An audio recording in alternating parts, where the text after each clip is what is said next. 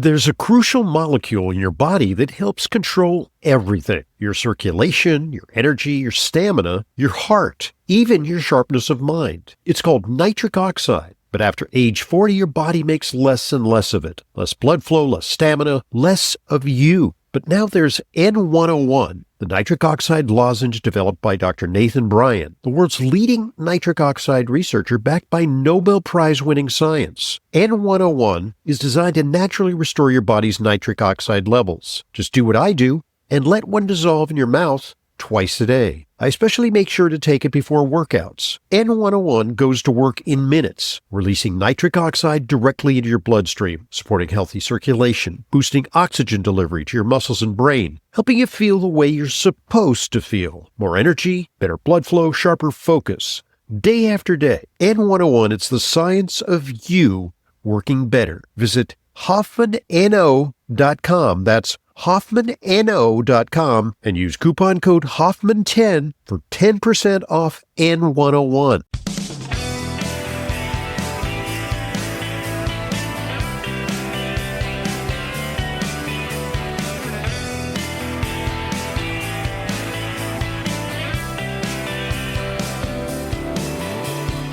Welcome to Intelligent Medicine. This is the Leyla Muedin podcast that drops typically every Friday. You can check it out at drhoffman.com. You could listen to it there. You can download it there. I'm your host, Leyla Muedin.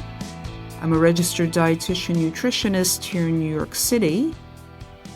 If you'd like to email me with topics that you would like me to weigh in on or answer some questions, that email is questions@drhoffman.net. That's questions@drhoffman.net.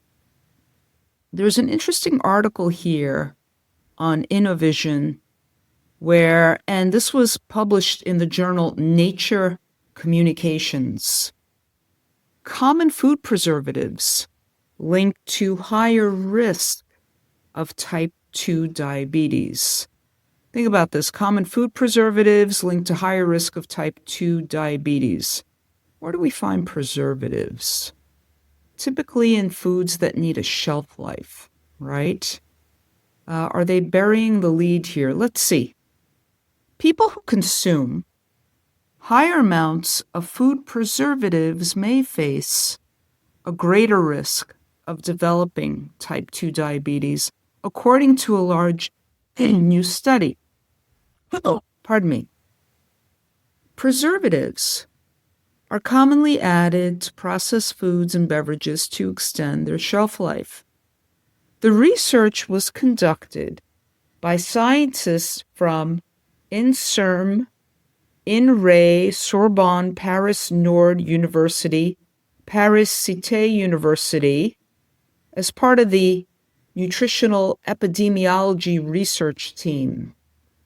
The findings are based on health and diet data from more than 100,000 adults enrolled in the NutriNet-Santé cohort and were published in the journal Nature Communications.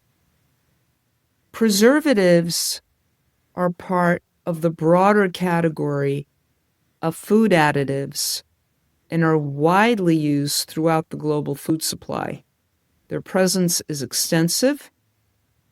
In 2024, the Open Food Facts World Database, there's a database called Open Food Facts World, listed around 3.5 million food and beverage products, and more than 700,000 of these products contained at least one preservative.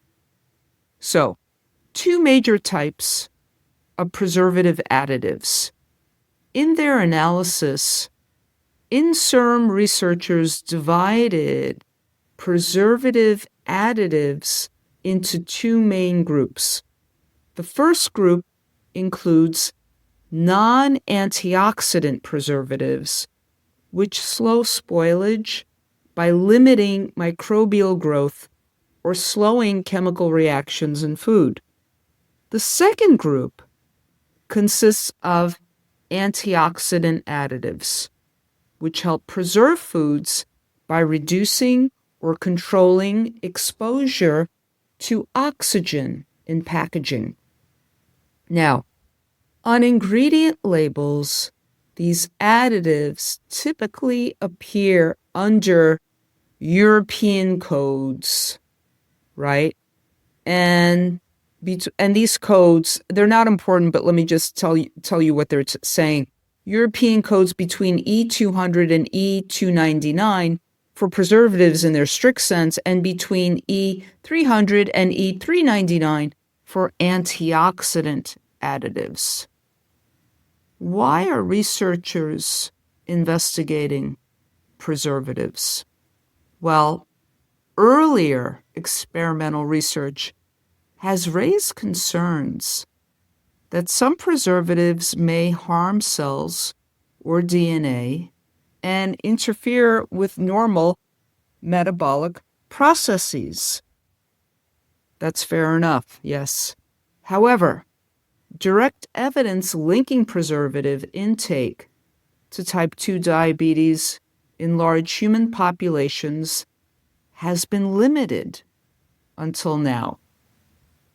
To better understand this potential connection, a research team led by Mathilde Trouvier, INSERM research director, examined long-term exposure to food preservatives and the incidence of type 2 diabetes using detailed data from the NutriNet-Santé study.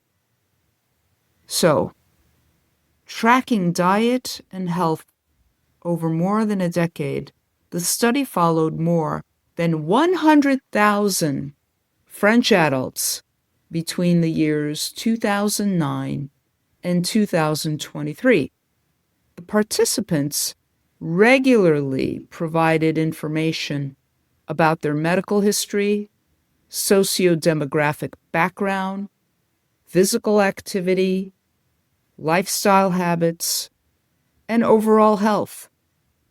They also submitted detailed food records covering multiple 24-hour periods. And this is how a lot of nutritional scientific research is done. It's food frequency questionnaires, it's 24-hour recalls, it's things like that, relying on the participants' memory and telling of that. All right. So these records included the names and brands of industrial food products they consumed. Researchers cross-referenced this information with several databases. Open Food Facts, Oquali, EFSA are the databases, and combined it with measurements of additives in foods and beverages. This allowed the team to estimate each participant's long-term exposure to preservatives. Measuring preservative consumption. Across all food records, researchers identified a total of 58 preservative-related additives. This included 33 preservatives in the strict sense and 27 antioxidant additives. From this group, 17 preservatives were analyzed individually because they were consumed by at least 10% of the study's participants. The analysis accounted for many factors that could influence diabetes risk, including age, sex, education, smoking, alcohol use, and overall diet quality, calories, sugar, salt, saturated fats, fiber, etc. Over the study period, 1,131 cases of type 2 diabetes were identified among the 108,723 participants, compared with people who consumed the lowest levels of preservatives. Those with higher intake showed a markedly increased risk of developing type 2 diabetes. Overall, preservative consumption was linked to a 47% higher risk. Non-antioxidant preservatives were associated with a 49% increase, while antioxidant additives were linked to a 40% higher risk. I have to now, at this point, ask the question to the researchers, are you burying the lead? Because, as I said in the beginning of this podcast, where do most additives and preservatives exist? In foods that have some kind of a shelf life, whether literally on the shelf in your pantry or in the refrigerator. But additives, conservatives, causing the food to last. Many of these foods are processed. You're not going to find additives and preservatives in fresh or frozen meat. You will find them in some processed meat, absolutely. But they're not meant to be kept at room temperature. They're meant to be refrigerated, right? Where else will you find additives and preservatives? In other processed foods, right? Not necessarily fresh or frozen vegetables. You're not going to find it there. Or fresh or frozen fruits, or nuts and seeds, unless they've been treated with something, some kind of flavoring or something like that. Your honey roasted peanuts, for example, or your nut butters and things like that, which may have added sugars, added trans fats, things of that nature. Are they burying the lead, finding that preservative consumption causes the increased risk factor for diabetes? Or is it the processed and high refined carbohydrate foods that these preservatives are in that are causing the increased risk of diabetes? I kind of think they're burying the lead here. So, all right. So, specific preservatives associated with risk. Among the 17 preservatives examined individually, the higher intake of 12 was associated with an increased risk of type 2 diabetes. These included widely used non-antioxidant preservatives like potassium sorbate, for example, potassium metabisulfite, sodium nitrite, acetic acid, sodium acetate, and calcium propionate, as well as antioxidant additives, sodium ascorbate, which is vitamin C, alpha tocopherol, which is one of the vitamin E in the matrix of vitamin E, sodium erythrobate, citric acid, phosphoric acid, and rosemary extracts. So what do the researchers say? Quote, this is the first study in the world on the links between preservative additives and the incidence of type 2 diabetes. Although the results need to be confirmed, they are consistent with experimental data suggesting the harmful effects of several of these compounds. More broadly, these new data add to others in favor of a reassessment of the regulations governing the general use of food additives by the food industry in order to improve consumer protection. This work once again justifies the recommendations made by the National Nutrition and Health Program to consumers to favor fresh, minimally processed foods and to limit unnecessary additives as much as possible, concludes the lead researcher Mathilde Touvier. This work was funded by the European Research Council, the National Cancer Institute, and the French Ministry of Health. Really? I'm finding it hard to believe that you wouldn't look beyond the additives and preservatives to the actual foods themselves. Now, I like that you are encouraging people, consumers, to favor fresh, minimally processed foods and to limit unnecessary additives. How about limit refined carbohydrates, limit processed foods and ultra-processed foods, because it's the carbohydrate content that is contributing to the risk factors of developing type 2 diabetes, because type 2 diabetes is defined as a condition of carbohydrate intolerance to the extreme of carbohydrate toxicity. Indeed, this is where you want to be looking. And all of these ultra-processed foods, processed foods that normally contain all of these additives and preservatives, regular preservatives as well as the antioxidant preservatives, it's because they are processed in nature that require the use of these preservatives, right? So it's the foods themselves that are the problem, not the preservatives per se. I mean, you will also find things like ascorbic acid, vitamin C, and rosemary extracts in nutritional supplements and things. These are pretty good to have. You may also find some sodium erythrobate, which is kind of put in addition to sodium nitrite on some processed meats. They will also add maybe some ascorbic acid to those, the vitamin C, to kind of limit the nitrosamine production in many of those processed meats and things like that.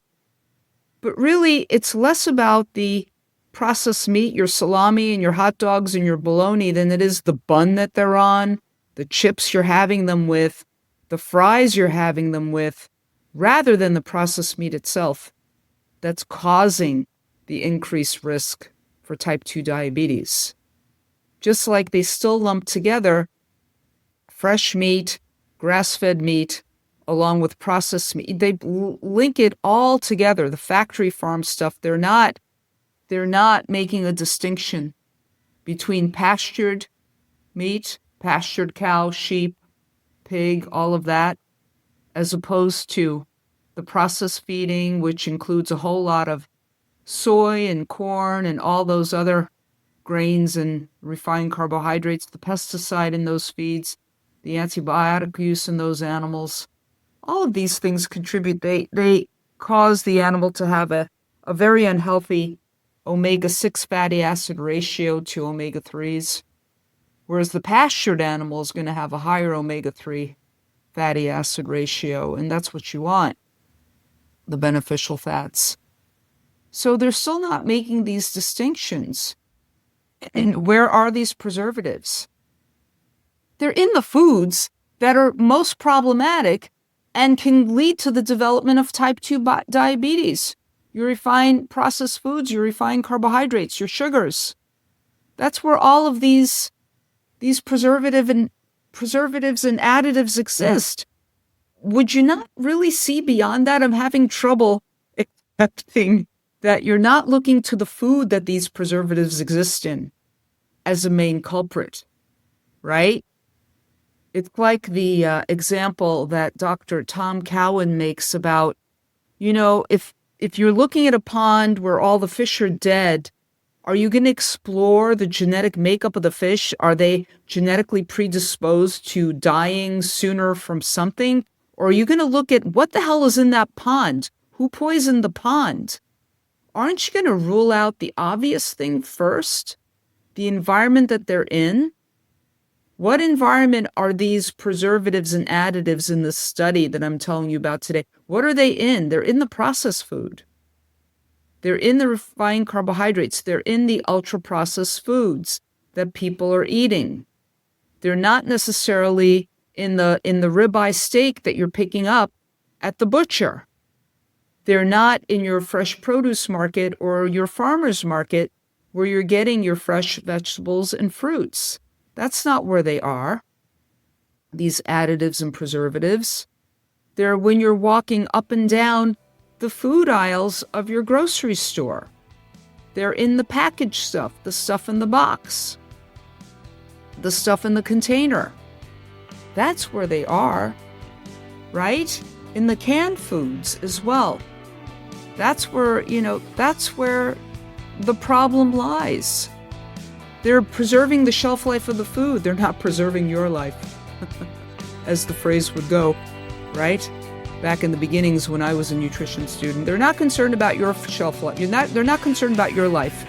They're concerned about the shelf life of the food. And therein is the rub. Therein lies the rub, right? So they're talking about common food preservatives linked to higher risk of type 2 diabetes. Look at the foods that these preservatives are used in. That's what I would say. I want to thank you for joining me on another edition of Leyla Weighs In. This is Intelligent Medicine. I want to thank you for listening to the Intelligent Medicine Podcast. Follow us on Apple Podcasts, Spotify, Amazon Music, or your favorite podcast app, and get new episodes automatically downloaded every weekday. And please give us a rating and review. It truly helps new people discover intelligent medicine. The Intelligent Medicine Podcast is for general informational purposes only and does not constitute the practice of medicine, nursing, or other professional healthcare services, including the giving of medical advice, and no doctor-patient relationship is formed. The use of information on this podcast or materials linked from this podcast is at the user's own risk. The content of this podcast is not intended to be a substitute for professional medical advice, diagnosis, or treatment. Users should not disregard or delay in obtaining medical advice for any medical condition they may have and should seek the assistance of their healthcare professionals for any such conditions. Finally, please visit drhoffman.com and discover everything Intelligent Medicine has to offer, including frequently updated, unbiased health news and fully vetted product and supplement recommendations. This is Leyla Muedin, registered dietitian nutritionist. I maintain a private practice and see patients regularly. If you require a nutrition consult with me but live out of town, there's no need to travel to New York City. I have telephone and telehealth consultations with clients from all over the country. Please visit drhoffman.com for more information. And to set up an appointment, call 212-779-1744. That's 212-779-1744. I look forward to being a collaborator in your healthcare.